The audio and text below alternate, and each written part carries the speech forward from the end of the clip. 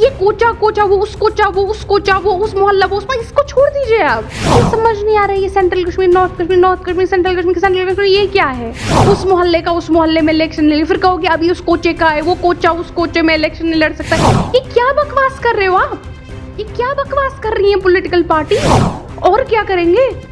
डरे तो नहीं, बीजेपी की तरह तो नहीं है ना कि कैंडिडेट ही नहीं खड़ा किया। उमर साहब को बारामूला लेके जाना, नॉर्थ कश्मीर लेके जाना, क्या ये कॉन्फिडेंस है या फिर ये डर है? डर किस बात का? आज एक बार फिर से बात होगी जम्मू कश्मीर की सियासत पे। खुसूसन तौर पे आज बात होगी पार्लियामानी इंतखाबात पे, और बात करने के लिए हमारे साथ खास मेहमान मौजूद हैं जो किसी भी तारुफ की मोहताज नहीं है। जी हाँ, मैं बात कर रहा हूँ नेशनल कॉन्फ्रेंस की स्पोक्स पर्सन इकरा जान की। मैम, आपका बहुत बहुत शुक्रिया अपना वक्त देने के लिए। शुक्रिया मुझे बुलाने के लिए। सबसे पहले मैम आप बताएं कि पार्लियामानी इंतखाबात पे क्या कुछ मैनिफेस्टो रहेगा नेशनल कॉन्फ्रेंस का? देखिए, पार्लियामानी इंतखाबात में 3 आपको पार्लियामेंटेरियंस जो होते हैं, एमपीज जो होते हैं, पार्लियामेंट में भेजने होते हैं। ज़रूरी बात यह है कि आपके वो पार्लियामेंटेरियंस हों जो वहाँ पे वोटिंग जो है इस तरह से करें कि वोटिंग वहाँ के लोगों की उम्मीदों के और यहाँ के लोगों की जो चाहत होगी उसके हिसाब से हो। मिसाल के तौर पर जब 370 की वोटिंग हुई थी, नेशनल कॉन्फ्रेंस के 3 मेंबर पार्लियामान जो थे उन्होंने एब्रोगेशन के खिलाफ वोट किया था, जो वो काला बिल पास हुआ था। पीडीपी के जो 2 मेंबर थे, पीडीपी के भी 2 मेंबर पार्लियामेंट थे, उन दोनों ने वोट ही नहीं किया था, वो उठ के चले गए थे, उनका दे एब्सटेन्ड फ्रॉम वोटिंग। ये पहली बात ज़रूरी है कि पार्लियामेंट में जो वोटिंग हो वो यहाँ के लोगों की उम्मीदों और उनकी चाहतों के हिसाब से हो। दूसरी बात ये ज़रूरी है कि जो पार्लियामेंट में जाए वो जो यहाँ के लोगों के इमोशंस हैं वो उन इमोशंस को वहाँ देश के सामने ले जाए। जैसे कि उमर अब्दुल्ला साहब, जैसे कि हमें जिस तरह से हैरेस किया जाता है, हमें हमारी जो अनएम्प्लॉयमेंट, हमारा जो यूथ इस वक्त तड़प रहा है, जो बीजेपी ने यहाँ पे कदगदे लगा दिए हैं, जो बीजेपी किसी को बात नहीं करने देती है, ये जो सारा एक कथारसिस में जम्मू और कश्मीर अपने आप को देख रही है, ज़मीनी कानून हमारे पास नहीं है, कुछ भी नहीं है, उस सब की बात जो है बेबाकी से पार्लियामेंट में रखा है। बीजेपी ये दावा कर रहे हैं कि अब यहाँ पे पुरअमन माहौल है। देखिए, उस सब की बात जो है बीच पार्लियामेंट में रख पाए, उसमें ज़रूरी है कि हम किसी ऐसे पार्लियामेंटेरियन को ना भेजें जो कहे वहाँ पे अरे बीजेपी तो बहुत अच्छी है, बीजेपी ने मुझे पासपोर्ट दिया। ज़रूरी है कि जो स्पीकर हों वो यहाँ के लोगों की बात करें और जो बहुत अच्छी बात और बेबाकी से अपनी बात रखें। उसमें मुझे लगता है कि उमर अब्दुल्ला साहब, आगा रूला साहब और मियां अल्ताफ साहब से बेहतर शायद कोई कैंडिडेट्स हो नहीं सकते हैं हमारे, क्योंकि वो तीनों बहुत ही अच्छे स्पीकर्स माने जाते हैं। जहाँ तक बात आती है, बीजेपी कहती है यहाँ पे हालात बहुत अच्छे हैं। अगर हालात बहुत अच्छे हैं तो 6,500 हमारे नौजवान जेलों में क्यों है? ये मेरा उनसे सवाल होगा। उमर साहब को बारामूला लेके जाना, नॉर्थ कश्मीर लेके जाना, क्या ये कॉन्फिडेंस है या फिर ये डर है? डर किस बात से? आप मेरी तरफ से उन पार्टीज़ को बोल दीजिए, डिलिमिटेशन का एक नया नक्शा दिखाइए जो कि उमर अब्दुल्ला साहब की अपनी असेंबली की कॉन्स्टिट्यूंसी आती है जहाँ से वो एमएलए का इलेक्शन लड़ते हैं, वो बीरवा है। बीरवा जो अब है वो नॉर्थ कश्मीर के साथ नए डिलिमिटेशन में जोड़ा गया है। अब अगर हम नॉर्थ कश्मीर से नहीं लड़ते, बीरवा से नहीं लड़ते, कहीं और से लड़ते, तो आप कहते आप अपनी कॉन्स्टिट्यूंसी से भाग गए। अब अपनी कॉन्स्टिट्यूंसी में ही बैठे हैं जहाँ के हैं, अब आप कह रहे हैं आप वहाँ से भाग गए। करें तो करें क्या? नॉर्थ से लड़ेंगे, आप कहेंगे साउथ से भागे, साउथ से लड़ेंगे, आप कहेंगे नॉर्थ से भागे। लड़ा ना, मैदान में उतरे ना, अपनी ही कॉन्स्टिट्यूंसी से उतरे ना, और क्या करेंगे? डरे तो नहीं, बीजेपी की तरह तो नहीं है ना कि कैंडिडेट ही नहीं खड़ा किया। पीसी और अपनी पार्टी की तरह तो नहीं है ना कि किसी के प्रॉक्सी बन गए। साफ तौर पे मैदान में खड़े हुए, और इस वक्त अगर बीजेपी को कोई चैलेंज कर रहा है, चैलेंज करने की हिम्मत रख रहा है और चैलेंज करके दिखा रहा है, वो नेशनल कॉन्फ्रेंस ही है, और कौन है? लेकिन वो लोग तो कह रहे हैं कि नेशनल कॉन्फ्रेंस बीजेपी की असल में एक टीम है। देखिए, तरुण चुग से मीटिंग हम नहीं करते हैं। जहां तक बात आती है बीजेपी की बी टीम कौन है, उन्होंने, अपनी पार्टी ने तो खुद अलायंस डिक्लेयर कर दिया है बीजेपी के साथ। अपनी पार्टी ने तो खुद रिसेंटली अलायंस डिक्लेयर कर दिया बीजेपी के साथ, और फिर पीसी के साथ भी अलायंस डिक्लेयर कर दिया। नेशनल कॉन्फ्रेंस ने इस बार रिलीजन कार्ड खेला है। मियां अल्ताफ साहब को गांधरबल से साउथ कश्मीर, आगा सैयद रूहुल्लाह साहब को सेंट्रल कश्मीर में, तो क्या कुछ कहना चाहिए इस बारे में? ये बाकी पॉलिटिकल पार्टी रिलीजन कार्ड कैसे है, मुझे समझ नहीं आता। यहाँ की जो बाकी पॉलिटिकल पार्टी हैं वो ये कह रहे हैं कि पीर मरीदी का सिलसिला है मियां अल्ताफ साहब के साथ रजौरी अनंतनाग में, तो नेशनल कॉन्फ्रेंस ने जानबूझ के गांधरबल से मियां अल्ताफ को लिया और वहाँ पे कैंडिडेट खड़ा किया साउथ कश्मीर में। इस बारे में क्या कहना है आपका? मियां अल्ताफ साहब जो हैं वो पिछले 45 ईयर्स से, 45 ईयर्स छोटी बात नहीं होती है, वो 45 ईयर्स से अपनी सीट एमएलए बने हुए हैं गांधरबल के।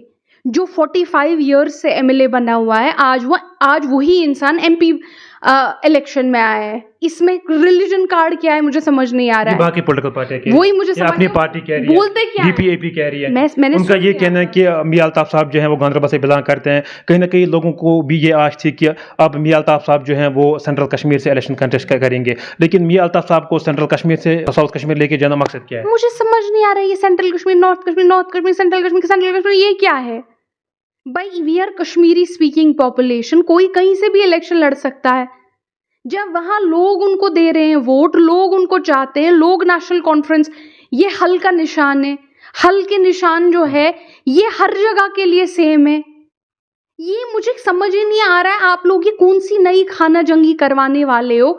ये तू उधर का, वो उधर का, वो उस कल को आप कहोगे ये जी इस मोहल्ले का है, ये इस मोहल्ले का उस मोहल्ले में इलेक्शन नहीं लड़ सकता है, उस मोहल्ले का उस मोहल्ले में इलेक्शन नहीं, फिर कहोगे अभी उस कोचे का है, वो कोचा उस कोचे में इलेक्शन नहीं लड़ सकता है। ये क्या बकवास कर रहे हो आप? ये क्या बकवास कर रही हैं political parties? National conference is a pan Jammu and Kashmir party, कहीं से भी अपने कोई भी कैंडिडेट खड़े कर सकती है। मियां अल्ताफ साहब जो हैं उनको पुंछ राजौरी में भी उतना ही रिस्पेक्ट है जितना रिस्पेक्ट उनको अनंतनाग के जिलों में है। अनंतनाग में तो नेशनल कॉन्फ्रेंस स्वीप किया था। आगा रूहुल्लाह साहब जो हैं बडगाम कॉन्स्टिट्यूंसी में सेंट्रल कश्मीर का पार्ट रहे हैं। आगा रूहुल्लाह साहब के लिए आपने देखा परसों श्रीनगर में कितनी तादाद में, हजारों लाखों की तादाद में लोग निकले और आगा साहब को वोट किया। ये कोचा कोचा, वो उस कोचा, वो उस कोचा, वो उस मोहल्ला, वो उसमें, इसको छोड़ दीजिए आप। This doesn't work. बिल्कुल मैम, अगर हम डीपीएपी की बात करेंगे, हाल ही में डीपीएपी के स्पोक्स पर्सन ने इल्ज़ाम आयद किया है कि अगर उमर साहब आज ये कहते हैं कि नॉर्थ कश्मीर से मैंने फॉर्म नहीं भरा होता, अगर मुझे पता होता पहले कि वहाँ पे इंजीनियर रशीद साहब का बेटा या इंजीनियर रशीद साहब जो मैदान में आएंगे, तो आज वो अपना फॉर्म वापस क्यों नहीं निकालते हैं, ये वो इंजीनियर रशीद को सपोर्ट क्यों नहीं करते हैं? देखिए, पहली बात तो हमने ऐसा नहीं कहा था। जहाँ तक डीपीएपी का सवाल है, जो मोदी साहब की बी टीम है, साफ साफ तौर पे मोदी साहब की बी टीम है, उनको हमें ये बोल देना चाहिए कि वो उनका स्टैंड क्या है। उनका स्टैंड जो है, किस बात पे उन्होंने एक स्टैंड लिया है, वो अपना स्टैंड क्लियर करें। जहां तक इंजीनियर रशीद साहब का सवाल है, वो जेल में हैं। अगर वो एमपी बनते भी हैं, उसके बावजूद भी वो जेल से नहीं निकल सकते हैं, क्योंकि ऐसा कोई रूल नहीं है। इनफैक्ट वो पार्लियामेंट में रिप्रेजेंट कर ही नहीं पाएंगे अगर वो जेल में रहे। लेकिन उमर साहब ने, और ना ये अलग बात है, उसके बावजूद हम ये कहने को तैयार हैं, उमर साहब ने बार बार कहा है, हम उनके इलेक्शन में आने को रिस्पेक्ट करते हैं। हम उनके जेल से निकालने की उमर साहब ने बार बार गुहार लगाई है। और न सिर्फ उमर साहब इंजीनियर रशीद साहब के जेल से निकालने की गुहार लगाएंगे, बल्कि जो हमारे 6,500 नौजवान जेलों में हैं, उनकी बात भी हम करेंगे। उसमें ये भी बात भी समझने की ज़रूरत है कि हमने इंजीनियर रशीद साहब के खिलाफ 2019 में भी नेशनल कॉन्फ्रेंस ने इलेक्शन लड़ा है और इलेक्शन जीता भी है। उस वक्त इंजीनियर रशीद साहब जो थे वो खुला घूम रहे थे, कैंपेनिंग कर रहे थे, गांव-गांव जा रहे थे। उस वक्त भी हमने इलेक्शन लड़ा और हमने इलेक्शन जीता भी। अगर आज भी वो खुले होते, मैदान में होते और खुल के कैनवसिंग करते तो अच्छा लगता, डेमोक्रेसी में और 4 चांद लग जाते। नेशनल कॉन्फ्रेंस और पीडीपी यहाँ पे 370 पे सियासत कर रही थी। अब इनके पास कुछ नहीं बचा है, अब खाली इनका यही नारा है कि जो बाहर जेलों में लड़के नज़रबंद हैं उनके लिए हम बात करेंगे। ये यहाँ पे बाकी पॉलिटिकल पार्टी आप पे इल्ज़ाम आयद करते हैं, क्या कहना चाहेंगे? देखिए, ये तो अगर हमारे पास कहने को कुछ बचा नहीं है तो हम इलेक्शन से भागे नहीं ना। इलेक्शन से भागा कौन? बीजेपी। इलेक्शन से में प्रॉक्सी कौन बनी? बीजेपी की बी टीम, सी टीम। हम ना प्रॉक्सी बने ना कुछ बने, यहाँ पे लड़ रहे हैं। अमित शाह जी पिछली बार उधमपुर आते हैं, आपको याद होगा, अभी 15 दिन पुरानी बात है, उधमपुर आते हैं। उधमपुर में अमित शाह जी कहते हैं कि उनको उनका कोई कैंडिडेट है नहीं, लेकिन उनको सिर्फ एक चीज करनी है, उनको नेशनल कॉन्फ्रेंस को हराना है। जो पॉलिटिकल पार्टी एनसी के खिलाफ है उसके साथ वो खड़े हुए हैं। अगर नेशनल कॉन्फ्रेंस इतनी ही इररेलेवेंट है तो आज अमित शाह जी फिर से दौरा करने क्यों आए हैं?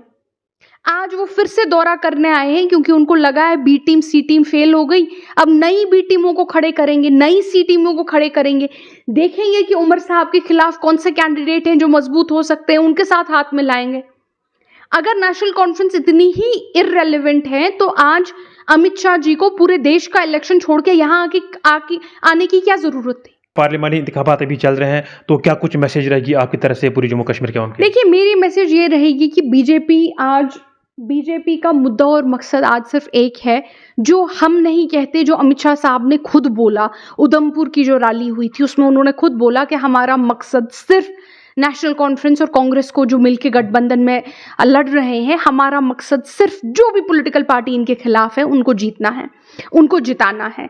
ये समझ के जब आप वोट डालें, आप किसी को भी वोट दें, मैं नहीं कहूंगी आप किसको वोट दें, लेकिन ये बयान याद करके वोट दीजिएगा, क्योंकि जो वोट नेशनल कॉन्फ्रेंस को नहीं जाएगा, कोई भी वोट जो एनसी को नहीं जाएगा, अमित शाह के बयान के मुताबिक वो वोट जो है बीजेपी को या उनके दोस्तों को जाएगा। नेशनल कॉन्फ्रेंस की लड़ाई खाली बीजेपी के साथ है या किसी और पार्टी के साथ? देखिए, नेशनल कॉन्फ्रेंस की लड़ाई जो है, हमारी लड़ाई तो थी सिर्फ बीजेपी के साथ। हम अपने लोगों के साथ लड़ना चाहते नहीं थे, ना हम आज भी चाहते हैं, लेकिन कोई हमारे दुश्मनों के साथ मिल के बैठ गया तो क्या करें।